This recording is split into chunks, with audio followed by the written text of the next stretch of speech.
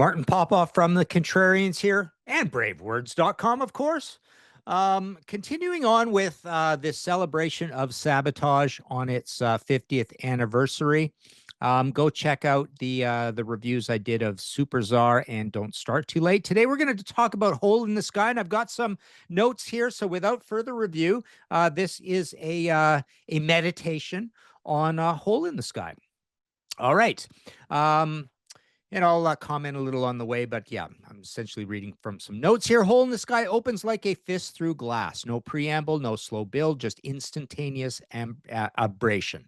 Now, obviously, we know there's the kind of like a little opening, Sabbath coming into the room sort of thing, but it does crash into view, right? The first guitar strike is an incisor, a chiseled metallic chord that announces itself as both threat and invitation.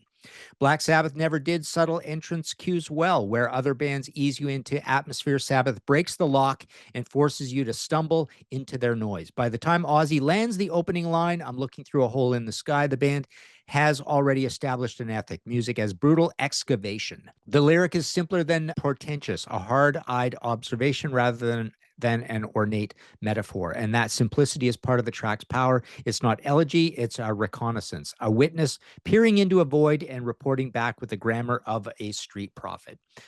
Yeah, I mean, and I love Ozzy's vocal on here as well. As we've often said, Ozzy absolutely is screeching up a storm at the high end of his range. There's a lot of anger in it, but there is a lot of the street prophet in it as well. Okay, sonically, the song lives in a narrow volcanic register. Tony Iommi's tone here is honed for cut, mid-heavy, slightly trebly, articulate enough that every bend and scatto phrase reads like a sentence. There's a mechanistic insistence to the riff construction. It locks, repeats, and grinds, but it isn't a mindless stomp. And again, there's the idea of, it's placed upon one of the absolute classic Bill Ward / Black Sabbath doom shuffles as well. I'm not a big shuffle fan, but when Sabbath does it, it's great. When Cathedral does it, it's even better. The riff's intervals suggest a tension that refuses conventional consonants. Whatever theoretical label you want to stick on it, the effect is proprioceptive unease. You are compelled to move with it even as it tells you you're moving towards an edge. Geezer Butler's bass is not ornamental. He anchors the low end with a patient heft that sometimes doubles and sometimes answers Iommi's statement, like a second voice saying, yes, but look. Bill Ward's percussion is muscular and live. The fills are not decorative at all, but conversational. He punctuates the band's invective with human phrasing, a lunging tom here, a delayed snare there, reminding listening ears that this music is bodily before it is intellectual. I love that his snare, he hits that same cool snare fill as he's moving through this song, and the cymbals are just bashing away. It is a very human drum performance, that's for sure. What makes Hole in the Sky more than a good Sabbath heavy track is how it marries that physical insistence with an epistemic mood. The lyrics are compact reports of a metaphysical breakdown. The speaker isn't standing under a storm, but looking through a rupture in the heavens at whatever lies beyond. When Ozzy sings Living Easy Where the Sun Doesn't Shine, the line works on two registers at once. It's a blithe working class retort and a bleak little creed. There's a gallows humor to that phrasing. Sabbath consistently traded in images that couldn't be taken as doom prophecy or ironic shrug. And here they accomplish both with one breath. The narrator's gaze is not heroic. It is practical, tired, and unromantic. He sees the void and keeps walking. There's a kinetic dramaturgy to the arrangement. The band gives you a riff, lets it etch the walls, then pulls back just enough for Ozzy to speak, then hammers the whole thing home. That ebb and push accomplishes a curious thing. It makes the listener complicit. You're not merely hearing a scenario described, you're part of the scene's muscle memory. You're absolutely enveloped in this entire just huge swinging song with Ozzy giving one of his greatest vocal performances of all time. And Tony's riff is it's not that complicated, but it's just got this tone to it and bend to it and anger, like he's strangling the neck of the guitar kind of thing, right? Compare this to Symptom of the Universe, where the band embodies cosmic eruption. Hole in the Sky is narrower, meaner, more urban, like a street-level version of the apocalypse. It's Sabbath's less theatrical sermon. The theology is compressed into a cigarette drag and a shrug, delivered between string attacks.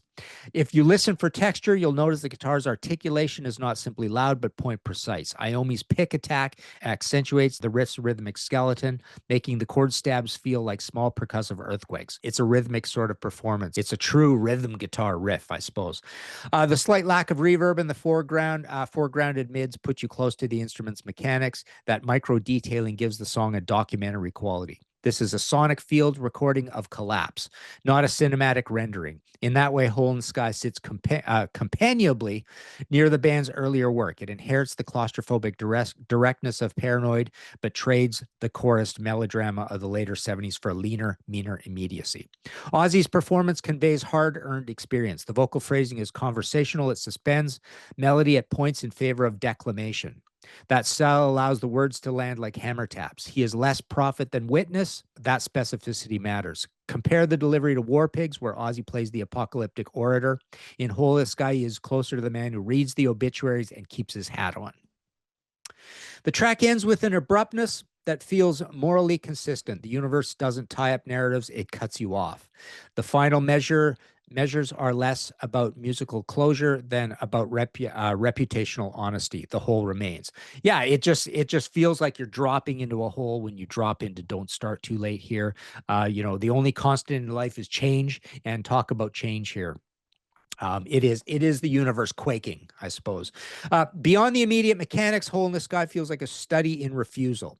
It refuses romanticism, refuses to mythologize the band's own dark persona, and refuses to offer solace. That refusal becomes an aesthetic stance to confront the void frankly without metaphysical panics or sentimental safety nets. The song's darkness is literal and skeptical. It is not theology as melodrama, but as observation. That's why it still feels modern. In a century that has grown suspicious of sweeping narratives, Sabbath's concentrated register reads as a necessary kind of honesty.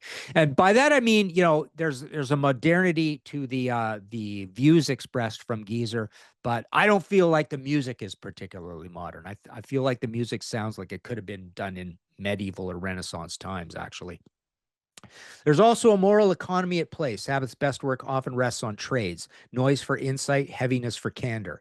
Here, the band offers the listener a ledger and asks them to balance it internally. The music provides the weight, the lyrics provide the ledger's columns. That interplay creates a listener responsibility rarely demanded in popular music. You must tolerate the acoustic abrasion to understand the claim being made. That perception itself can be a wound.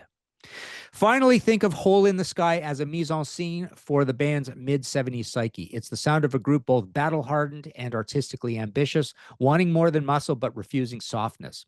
It stands beside tracks like Hole in the Sky's siblings on Sabotage, The Furious Lightning of Symptom of the Universe, and the introspective oddities elsewhere on the record. Again, go check the two similar essays I've done on Don't Start Too Late and Super Czar so far. And completes a portrait, Sabbath as chroniclers of collision. Their language in this song is tight, literal, and muscular. They give you the vision in terse clauses and guitar blows, then leave you in the hole staring up. If you ask what the song ultimately does that others do not answer, it keeps the apocalypse close enough to smell the ozone and the dust. It refuses ceremony. It trades melodrama for reportage. It's a relatively short, violent hymn to seeing the fissure and not looking away. In other words, Sabbath here are not so much conjuring doom as cataloging what's already broken. And because they don't dress the wound up, it keeps bleeding into your ears long after the record spins out. So there you go. Go check out this track. It's an incredible song, my favorite album of all time.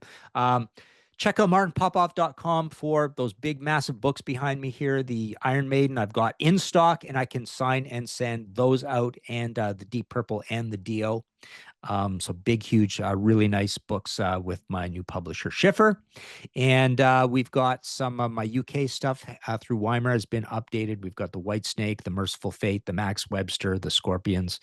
And the Accept is coming back soon. So look for that. And check out my audio podcast as well, History in 5 Songs with Martin Popoff, and Grant's channel, Grant's Rock Warehouse. There you go. Go listen to some Hole in the Sky.